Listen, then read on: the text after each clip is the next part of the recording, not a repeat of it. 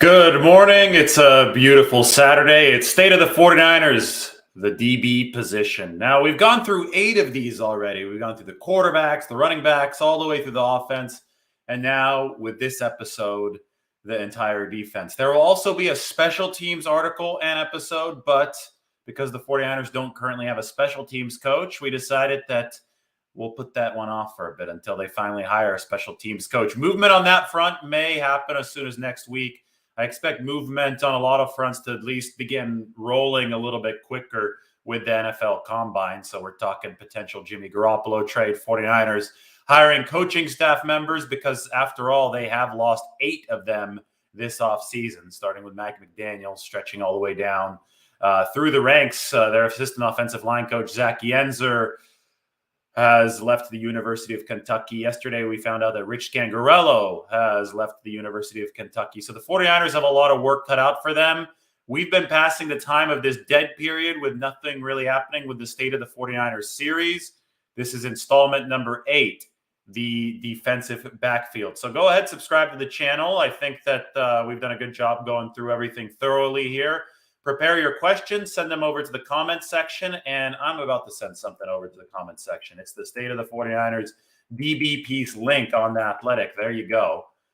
It is on the chat section. It's going to be on the comment section as soon as this video is done. Anyway, I hope everybody's enjoying their Friday. Why don't we talk some 49ers cornerbacks and safeties? And, of course, we can't forget about the nickel backs, too. This is the chart that I prepared. This is the performance chart of the 49ers DBs in this 2021 season. Make it a little bit bigger for you here for a couple seconds. Remember, blue is good, red is bad. You see quite a bit of blue. Now, this is divided, quite a bit of red, I should say, in the first section. Now, it's divided into 3 parts. The top third is cornerbacks, the middle is nickelbacks, and the bottom is safeties. Everybody's metrics are graded relative to other players at their position. So safeties against safeties, corners against other NFL corners, nickels against nickels. So you want that blue, and you could see in the cornerback section, especially, the 49ers have more red than blue. And not coincidentally, the blue is there with Emmanuel Moseley and with Jason Verrett. So that leads me to the first point. Verrett and Moseley. Oh, what could have been. Those were the 49ers' intended opening day cornerbacks, but things did not go as intended this season. Same thing as in 2020. Injuries really hurt the 49ers. Remember, Emmanuel Moseley wasn't ready to go week 1 against Detroit. Jason Verrett was, but in a heartbreaking twist, he tore his ACL. So the 49ers cornerback plan went right out the window. And early on, they had to dig into depth. Early on, they had to turn to a guy like Josh Norman. Early on, they probably wanted to go to Ambry Thomas, but couldn't. So you saw Deommodore Lenoir play. You saw Dante Johnson play. You saw the team have to sign Drake Kirkpatrick. Well, guess what? Most of these players were below average performers as far as pass yards allowed per cover snap, as far as rating allowed, even missed tackle percentage. I mean, the 49ers were better tackling-wise. We'll talk about that in a bit. But the bottom line is that the substandard performance at cornerback did hurt this team, but it happened because of injuries at the start of the season. So they put a whole lot of stock into Jason Verrett and Emmanuel Moseley being healthy and being the top 2 guys. And obviously you can criticize that decision, especially with Verrett and his injury history. It didn't quite work out for the 49ers as far as pass defense went, especially early in the season. These are the 49ers pass defense ranks by EPA against passing plays year by year. In 2019, they ranked number 2 behind only the Patriots. In 2020, they slid to number 7, but were still good. But here in 2021, the 49ers pass defense ranked number 21 in the league. Now, with all that being said, the 49ers did make it to the NFC title game. But the reason that they made it to the NFC title game is because they improved in pass defense over the course of the season. And for this, Ambry Thomas's blossoming was absolutely needed, but the 49ers still do need more to get over the hump because you have a double-edged sword here. You have multiple things happening at once. One, the 49ers started poorly in pass defense this year, and obviously they're 3-5 at one point. They finished much stronger, and that happened from what? Probably week 15 on when they started notching some interceptions, where they actually snuffed out the Rams in Week 18 with 2 picks, one by Emmanuel Moseley and one by Ambry Thomas, both starting cornerbacks. And then they shut down Aaron Rodgers and Dak Prescott in the playoffs. But then, when I talk about the duality of this, it went back to the bad in the NFC Championship game. Matthew Stafford in that game looked a whole lot better than he did in Week 18. And the 49ers should have had an interception in the NFC title game, but Jaquiski Tartt dropped it. And if they would have gotten that interception, they probably would have been headed to the Super Bowl. But that's not how things worked out. How things worked out is that you saw Cooper Kupp, you saw Van Jefferson, you saw Odell Beckham Jr. all deliver big plays against the 49ers secondary in that title game. So it was a bit of a reversion to the early season norm. And we know that the early season norm wasn't good enough. And you could see the table here. There was a lot of red on the sheet. So what that leads me to think is moving forward, the 49ers definitely need 2+ cornerbacks. I know this team's philosophy is rush over coverage. But even when it's rush over coverage, you have to have cornerbacks and defensive backs that play above replacement level football because this is a team sport. Whenever the 49ers have tried to get away with a very suspect corner, well, look no further than Brian Allen against Miami in 2020. That was ugly. Or you can go here to 2021, Josh Norman committing pass interference penalties.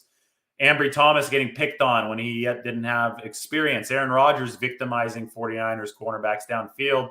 The list goes on and on. You need both rush and coverage. And the 49ers moving forward need to emphasize strengthening the back end. So there's more blue on a chart like this. And the plan was for Jason Verrett and Emmanuel Moseley to lock down the cornerback position. But Verrett got hurt in that first game. And then it was a scramble drill for the 49ers from that point on. So what do they do moving forward? I'm not sure. Maybe you pick up Jason Verrett on another flyer. You got Pro Bowl level production from him in 2020 on a minimum contract. Maybe you can do that again now that he's on the wrong side of 30, but that's iffy at best.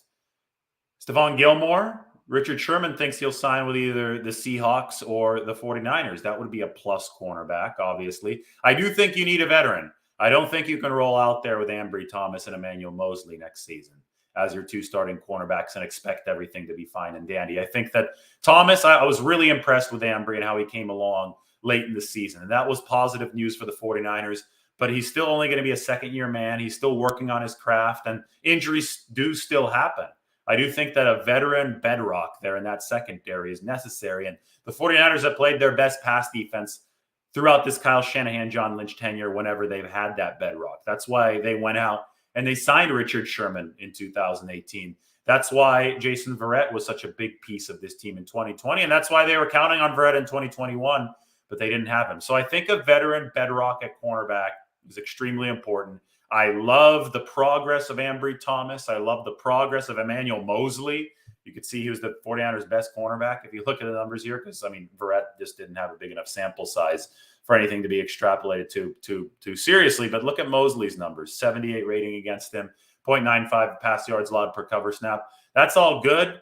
Give some of these other guys like Ambry Thomas and Deommodore Lenoir more room to develop, but bring in that veteran, whoever it may be. But bring in that veteran. And right now, Gilmore's name is being tossed around. Obviously, Jason Verrett might be the flyer option, but even then, it's still iffy because Jason Verrett's health is always an iffy proposition. Another, extremely, extremely important position for the 49ers to tackle is that nickelback spot. And K'Waun Williams, he's going to be on the wrong side of 30, right? So I thought he took a step down this year. He's struggled generally to stay healthy throughout the course of his 49ers career. But this year, I thought K'Waun started getting beaten a little bit more than in the past. And the numbers flesh that out. Yards per cover snap is still in light blue, so he's still a little bit above average. But this wasn't over a yard. You want this to be lower, obviously, this figure. This was never over a yard before. It was 1.06 in 2021. And the importance of the slot cornerback position is just growing, especially in the NFC West, where Cooper Kupp, who's the best receiver in football, or one of the top 2 or 3 best receivers in football, depending on how you look at it. But for an elite receiver, Cooper Kupp lines up in the slot much more often than anybody else, like 64% of the time. So in the NFC West, when you're playing the Rams 2 times a year, that nickel cornerback position has got to be on lockdown mode. And Williams made a hell of a play in the NFC title game to knock that third down pass away from Kupp. It turned into the Jimmie Ward interception. That was great. Nobody's saying that K1 is a bad player, but I am saying that the 49ers need to start really thinking about a good long-term contingency plan at nickel. And K1's going to be a free agent. So do you bring him back on another one-year deal? Maybe. But make sure you bolster that spot. And the 49ers, I mean, they got a huge break in the Week 18 game when a practice squad player who they had just signed 4 days earlier, Darqueze Dennard, stepped in for K1 Williams and for Dante Johnson, who had to move to safety, and he shut down the Rams. He helped shut down Cooper Kupp over 16 snaps of that game to push the 49ers to the playoffs. But it's not that easy, right? You can't just keep on counting on bringing in fill-ins like Dante Johnson, Darqueze Dennard, and hoping that they reapproximate the value of K1 Williams in his prime. I think you actually have to pick or sign a quality slot cornerback and make sure he is groomed within the context of the system. That's how important that position is, because at slot, I mean, you're guarding these guys on the inside, but you're also having to shed way more blocks than the outside cornerback. D'Amico Ryans is going to ask you to blitz way more than the average outside cornerback. It's not an easy job to play slot cornerback because you're in the thick of the action, which is why K1 Williams, with his missile-like tendencies and his ability to cover, has been so valuable for the 49ers. But again, wrong side of 30, started to see some struggles this past season, and has also had health issues. With the slot being so important in coverage, the 49ers really need to make good decisions there this offseason to make sure that spot's filled out. And I think that they are envisioning Diamador Lenore as a potential solution for that slot cornerback position. But he was a rookie. He was green this year. He had some trouble with the coverages. You can never be too safe. And it's tough because the 49ers do invest more in rush than they do in coverage. So they're not going to go crazy on the back end, especially in this cap crunch, but they have to be prudent and they have to be smart to fill this position out correctly. At the safety position, that's the bottom part of this chart. Will the 49ers retain Jaquiski Tartt? He was also on a one-year deal this past season. For me, it's a tricky question because there are mixed feelings about Tartt. Another player on the wrong side of 30 now. Another player who had a good year in 2021, so might command a little bit more money than the minimum contract that he had in 2021. And, obviously, probably the majority of the mixed feelings came from the fact that Tartt dropped what should have been an easy interception that probably would have sealed the NFC title game for the 49ers. So that's still fresh in people's minds. But if you look at the chart here, you could see how good Ward and Tartt were in coverage. These guys didn't allow a lot. They were amongst the top safeties in the game in pass coverage. And Tartt especially, I mean, this guy doesn't blow assignments. He blew a couple tackles. I still remember the Indianapolis game where he struggled in tackling against Jonathan Taylor. So you can see the tackle rate is not good, 13.2% missed tackle rate. But in coverage, there are no two better safeties on this 49ers roster than Jimmie Ward and Jaquiski Tartt. So, given how good of a silent communicator Jaquiski Tartt is, I know he dropped the pick, but you have to keep this pass defense cobbled together somehow.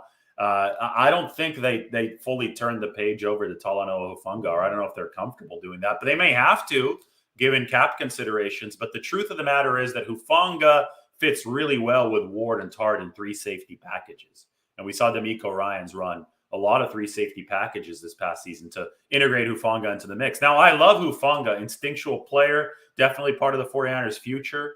But when you're thinking about trying to build the best roster for now, unless you could find an upgrade over Jaquiski Tartt, who did play good football for the 49ers this year, you better think long and hard about just thrusting Hufanga in there with Jimmie Ward as the co-starters at that safety position. Now, I talked about the missed tackle rate on the right side. Jimmie Ward is just a hell of a football player. He missed 2 tackles all season. 2.2% missed tackle rate is exemplary. And you know who else was good tackling? Ambry Thomas. And to me, that's huge news for the 49ers because Ambry Thomas came into this season with strength issues. That was the big question about Ambry. Is this guy going to be physical enough to play at the NFL level? And for what, 3 months? The answer was no. He didn't play. But then he was forced into action in that game against Minnesota, in that game against Cincinnati. And he didn't look too great, right? But the one thing he did well against the Bengals in that game was tackle. He was able, a couple of those screen plays, those short passes from Burrow, Jamar Chase, and other Bengals receivers. Ambry Thomas was there, and Ambry Thomas wasn't afraid to get dirty. He threw his body into the mix, and he got the job done. And as this season progressed, you could tell he got a little bit stronger, but he got more and more confident tackling to the point where that missed tackle rate of 2.8%, that's really damn good.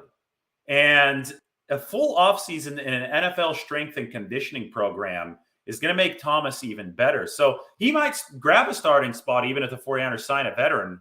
I'm talking about this cornerback position as if the 49ers need options, not as if, Ambry Thomas may not be good enough and Emmanuel Moseley, that's not a combo the 49ers want. No, I mean, they like these players. They like the trajectory of these players. They just need more of them because there's too much red in that cornerback section up there. So it's going to be interesting to see how they mix and match the re-signings and who they put into the secondary, because at the end of the day, adaptability is vital to the 49ers approach. You talk about rush over coverage. Well, they're going to invest more in the defensive line. This team is going to be based on the wide nine, on the linebackers flying around. And then the back end just kind of has to clean up the mess. But if that's the case and you're not investing as much in the back end, then guys better be ready to be adaptable. And they had that this year with Dante Johnson, who I thought was a real hero of the season. His mother passed away before that Cincinnati game. And then he comes and ends up being one of the linchpins of that game against Green Bay. I mean, let's talk about that for a second. Aaron Rodgers was the MVP. The 49ers went into Lambeau, and you have to have a sterling performance from your secondary to shut down Devontae Adams, to shut down Aaron Rodgers, to go in there and win in the snow in Lambeau Field. Yeah, the pass rush was great. But we talked about the pass rush, and we also talked about the fact that this is a team effort. You need the coverage on the back end to be there. You need Fred Warner generating takeaways. The 49ers did all that, and it was Dante Johnson who filled in a pinch and really did a great job. But, you talk about the pinch hit appearances. When Johnson went out for 2 plays, guess who came in? The much-maligned Josh Norman, and he shut down Devontae Adams. So the 49ers got this dependability in the clutch when they are walking the tightrope late in the season. But over the larger course of the year, the red on that chart showed up. So they need to be better over longer stretches in the secondary to take some strain off of the pass rush and to take some stress out of the way that they win, right? This was a torturous act week in, week out, and the 49ers weren't quite dominant on the back end. And I don't expect them to be dominant on the back end moving forward. But I do think that it's reasonable to demand, if you're a 49ers fan, demand incremental improvement and, make sure that you don't end this 2022 season ranked number 21 in pass defense EPA, which is where the 49ers slid to. So it's a complicated equation. There was good, there was bad. Statistically, they slid on pass defense, but they came together when it really mattered. And they were clutch in weeks 18, week 19, which was the wild card round, and week 20, which is the divisional round. And then it slid back in the NFC Championship game. So there's no black and white way to put this, right? There was gray area. There was good and there was bad in the secondary. And one of the more alarming things was that they led the league in pass interference penalties. Like they had 21 pass interference penalties this season, 376 yards given up on pass interference penalties. Now, most of those were in the first half of the year. They got that fixed, or at least there's optimism that they got that fixed. But they better hope that's the case because it's going to be ugly in 2022 if it's not. So stock rose, stock dipped. I think overall, the 49ers stock was higher at the end of the season than it was early in the season as far as pass coverage goes, but it still has to get better. And, you either get better or you get worse in NFL. You never stay the same. You got to address nickel. You got to address that veteran cornerback position. Maybe you draft a corner. Maybe you go for a stud this time. I don't know, but normally it hasn't been that. It's been linemen over these secondary guys. But, safety is another spot they have to address. There are a lot of questions that the 49ers have to attack in this pass-first league to make sure that they stay afloat. And I'm going to be watching this offseason with great, great fascination. All right, time for some questions. Let's take a look at them. I know you guys have been talking in the comments section. Now the question is, are there actually questions? Thank you, Jason. I appreciate that. Well, before we get to any questions because I'm still waiting for them to come through. Here's something for Richard Willett. When are we going to restructure contracts to get some money to get free agents? Well, the Garoppolo trade is the most likely money saver, potentially, if that happens. And the NFL Combine is next week. I would expect talks to begin heating up at the Combine because teams can actually interact in person. GMs are going to be there. The wheelers and dealers are all going to be out at Indianapolis, probably drinking at Prime 41 and St. Elmo's and all those places. It's going to be fun when Jerry Jones comes in on his bus. I mean, this is a fun Combine story. Jerry Jones has a big bus that has a big star on it, right? The Cowboy star. And this guy, no matter if he's going one block or, 2 blocks or half a block from bar to bar at the Combine, it doesn't matter. He gets in the bus and this thing is just going to park right in front of whatever bar or restaurant he goes to. It doesn't matter if it's a loading zone or if there's no parking or if it's a valet spot. He's Jerry Jones and he parks there and he's going to put on the emergency flashers and then he's going to walk in and buy everybody a shot. That's normally what happens. I mean, Jerry Jones takes care of people. He knows how to play the crowd, right? But anyway, you're going to have that at the Combine. So you're going to have Jerry Jones there in case he's interested in trading for Jimmy Garoppolo. Newsflash, he's not. But you're going to have all the other owners there. You're going to have the GMs there. And John Lynch is going to be there. And it's going to be a way for the 49ers to potentially speed up some trade talks. So anyway, when it comes to saving money to sign free agents, crucial that the 49ers open up space either through Garoppolo or through restructures. And I think that they're waiting to see what exactly is going to happen in the Garoppolo situation before they start restructuring players. Either way, the new league year starts on March 16th, and the 49ers need to be under the cap by then. Right now, they're a bit over the projected cap for the 2022 season. So you'll see the restructures come in over the course of the next 3 weeks, but I think a lot of it's contingent on the Garoppolo situation. Yes, like, sub, and share the live. I appreciate you, Eric. Good stuff. And now I'm going to scroll down for hopefully some more questions. Jerry is the Godfather. Yes. Thank you for this, Eric. I'm not ready to answer draft questions yet. I'm still doing a lot of tape breakdown on the draft. The 49ers' first pick, obviously, is not until later on this year unless they somehow recoup something higher with a Garoppolo trade. So, a lot of the players that people are sitting here liking, like Sauce Gardner, the cornerback, we talk about some of the pass rushers. I mean, these guys are probably all going to be gone by the time of the 49ers pick, which is why this is a more nuanced and intricate draft for the 49ers to cover. I mean, they have a lot of picks. They just don't have anything too valuable because they traded them all away to get Trey Lance. Who do you think could be Lance's backup if he starts next season? Well, Anthony Lynn's aboard now. Tyrod Taylor might be a veteran that they sign. It's important to the 49ers that they keep this quarterback position and this room bolstered, that they keep it nice and strong. And that was a big thing this year, to have that room deep with Garoppolo and Lance. And I think that's going to be the thing next year. It's obviously not going to be Garoppolo and Lance in all likelihood, but I do think that you want a veteran in there to pair with Trey, who's going to be only 22 years old. Fun fact, I mean, Trey was the youngest player in the NFL this season. So, let that sink in.